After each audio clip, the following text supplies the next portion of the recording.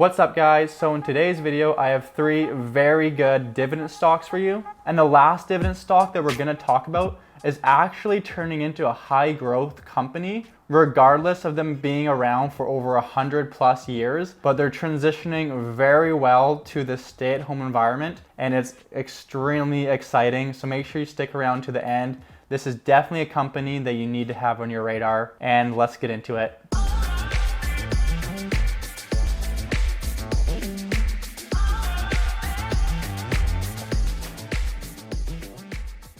Okay, so first stock I want to talk about is Clorox. Most of you guys know Clorox for their Clorox wipes, but this company is actually a lot more than that, and we're gonna get into it. But first, let's look at the chart and see if it's a good buy right now. So a year ago, they were trading around $150, and then since COVID, they climbed up to $237 in August, and then since then, they've retraced down to $215. So I wouldn't be talking about the stock if they were trading at $237, but after seeing that retracement back down to $215, this is starting to look like an attractive buy.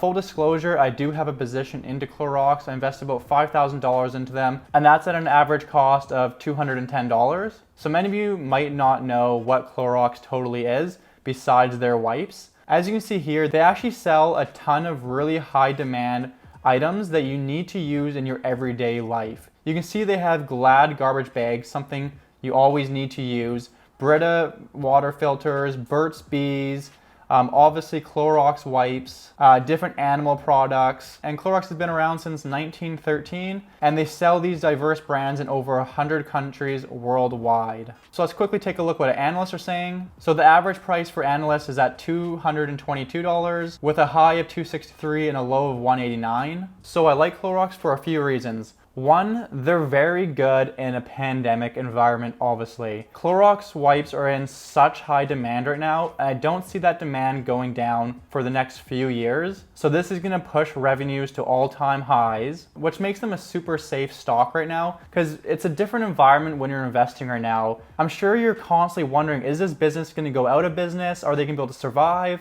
How is this pandemic gonna affect the business? Clorox is one of those picks that is just totally fine in the pandemic environment, and they're gonna be totally fine after the pandemic. And it's at a decent valuation where you're really just not gonna lose money, in my opinion, if you hold this for the next few years.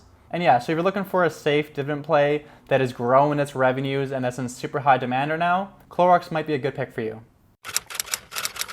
Okay, so the next stock on my list is Cisco. They're a corporation involved in marketing and distributing food products, small wares, kitchen equipment, and tabletop items to restaurants, healthcare facilities, and education facilities as well. So they primarily transport food to businesses, but they've also recently transitioned their business into other avenues as well that we're gonna cover in just a second.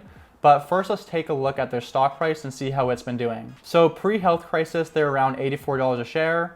Health crisis hit and they dropped all the way down to $30, clearly an overreaction. Since then, we've retraced to $67. So we're still trading about 20% off the all-time highs, which makes it a discount as long as Cisco can adapt to this environment and come out stronger than before, which I think they're gonna be able to do for a few reasons. Number one, Cisco's testing all-electric Freightliner trucks. So Cisco has like over 8,000 Class 8 semi-trucks. So if they can switch to all-electric, this is gonna have massive cost savings over the next decade. And sadly, they're not looking at Tesla semis. I don't know why, but they're looking at Escadia from Daimler Trucks North America. So I think this is something we can see Cisco transitioning to very soon, which equals massive cost savings, which will reflect in their share price over time. Now, second, Cisco has an absolute all-star management team that's been transitioning so well during this pandemic. It's something you need to look at in a company,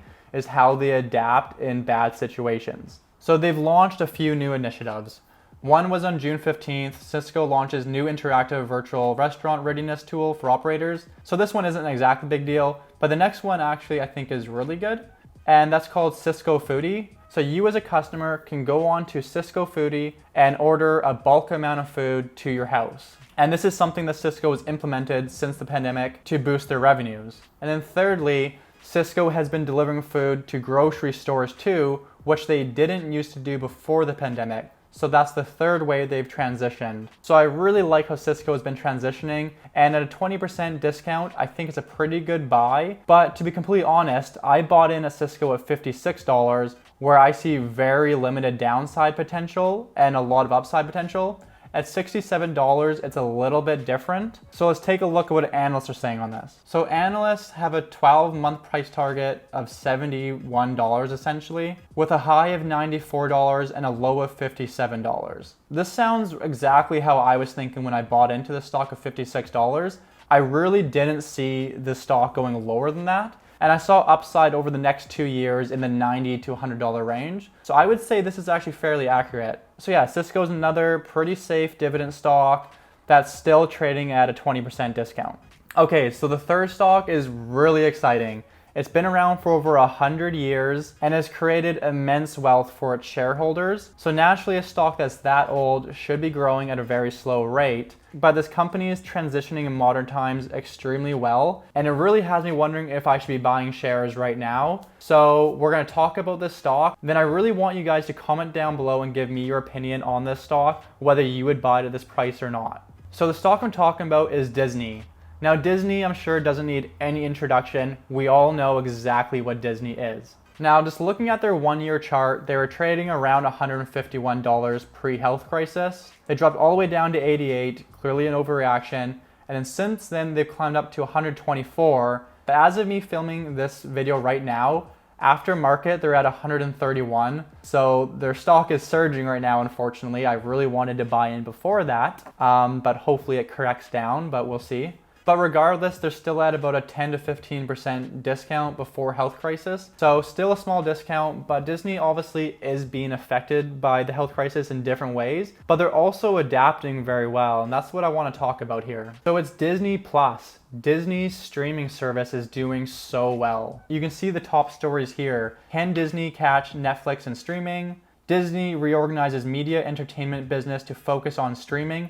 This is what's caused the aftermarket surge in its price. So I want to talk about the streaming with you guys, why this is a pretty exciting opportunity here. So Disney on Tuesday reported that its direct-to-consumer streaming services collectively surpassed 100 million paid subscribers worldwide. That includes 60.5 million for Disney Plus as of August 3rd, just under 9 months after the service took flight and hitting a target the company had previously forecasted reaching by 2024. So clearly the pandemic is really helping out Disney Plus right now. But you see, the reason why Disney Plus is such an amazing opportunity for Disney is because unlike Netflix, Netflix has to buy the right for them to play these movies and TV shows on their platform, which takes an immense amount of profits away from Netflix. Where Disney owns all the TV shows and movies that they're streaming. So every dollar they make is just basically profit for Disney. So their margins is just not even comparable to Netflix. So that's why I want to compare Netflix and Disney together here. You see, looking at Netflix, they have a market cap of 238 and a PE ratio of 91, which clearly indicates Netflix is a very high growth stock, which I'm sure we can all agree on. Where the funny thing is, Disney's market cap is actually at 225 billion, so very similar, except Disney offers much more than just a streaming service. And on top of that, Disney's streaming service is nearly pre-profits, where Netflix has to pay a huge amount of money to play these movies and TV shows on their streaming service. So this would drastically change the market cap. You see, if Netflix was able to play all these TV shows and movies on their streaming service with almost pure profit, their market cap would be tenfold from here. So that's what makes Disney Plus very exciting here. And so just comparing the amount of subscribers, Disney is at around 100 million. It said 60.5 million for Disney Plus, where Netflix is at 193 million customers. But Disney is very quickly catching up to Netflix, and I think they eventually will catch Netflix actually. You see, the reason why I think Disney Plus has a chance to catch Netflix is because cable is basically going extinct. You gotta think about all the young people that are coming into this world. Like, I don't know any young people that buy cable anymore. We all either just buy Netflix, we buy Disney Plus, we use these streaming services. That's how we watch TV, it's how we watch movies. So if you're a young person who starts a family, so you have young children, you're most likely not going to buy cable, but you want to provide them with children TV shows. In my opinion, the best option for that is Disney Plus. And that's where I think Disney Plus has an edge on all the other streaming services out there. And right now, Disney Plus is cheaper than Netflix. I think it's like $6.99 and Netflix is around $12. But this is a good strategy on Disney's part. They're doing this so they can capture a ton more subscribers since it's a lower cost than Netflix. But then over time, once they have those subscribers, they can slowly up the price and retain most of them because they have them hooked now. So that's my reason for saying that Disney is almost turning into a high growth company now. I wouldn't be surprised in 10 years from now if they have a market cap of $1 trillion. I know that's steep, but I think that Disney Plus shouldn't be underestimated. It offers such a massive potential. And not to mention, once this pandemic is over, in my opinion, I think that Disney's parks around the world will have a massive flood of demand, which could really shoot up their stock price as well. Now, if we look at what analysts are saying, the average 12-month price target is 132. So that's right around where they're trading right now. On the high end, they're predicting 163, and on the low end, 96. So yeah, guys, I really want you to comment down below and give me your opinion on all three of these stocks, and let me know what one is your favorite and for what reason. And as always, if you guys got any value out of this video, please drop a thumbs up on it. It really helps out the channel and gives me motivation to put out more videos. And if you want to see more content, feel free to hit the subscribe button, and I'll see you guys in the next video.